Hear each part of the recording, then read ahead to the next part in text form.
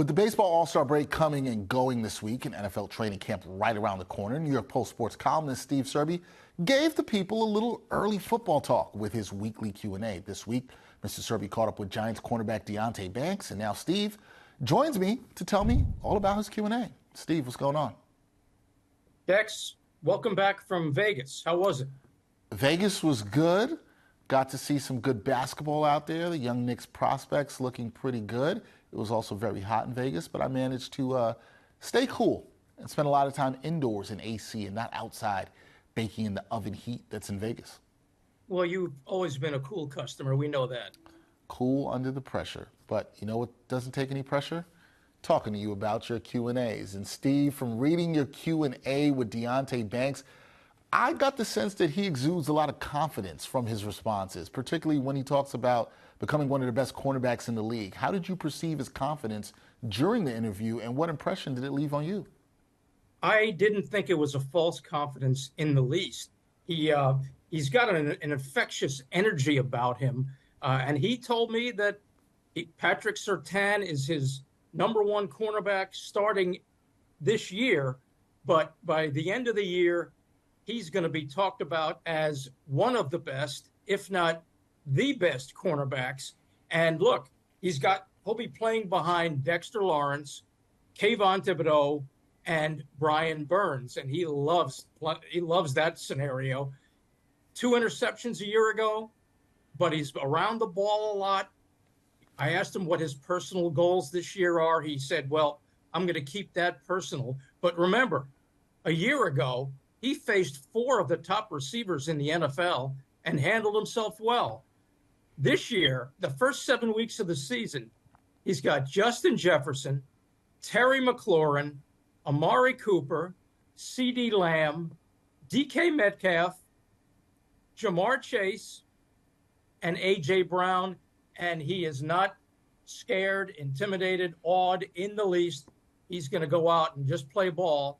And remember a year ago when, I don't know if you do or not, when he was drafted, Joe Shane was greeted by former defensive coordinator Wink Martindale with a very heavy bear hug because Deonte Banks was just what the doctor ordered for the Giants. The Giants traded up 1 pick to make sure they landed Banks. He's 6 foot, he's 201, long arms, very competitive, quick, fast, and loves a challenge. And I don't know if he's going to be one of the top corners in the game, but don't be surprised if he's at least in the top 8 or 10. I'll tell you what, he plays well in those first 7 weeks. He will be definitely in that conversation because that is a tall order. He played Marvin Harrison Jr. in college when he was at Maryland. And it was a real confidence. It's not one of those deals like I do. I talk big just to convince myself I can do it. He believes he can do it.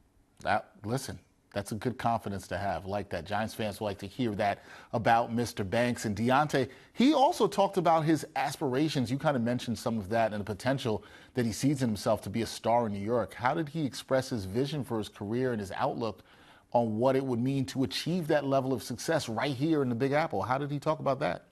Well, first of all, he loves New York, and that's important because we've seen a lot of guys in different sports over the years who are scared by New York. He doesn't mind the bright lights or the big stage at all.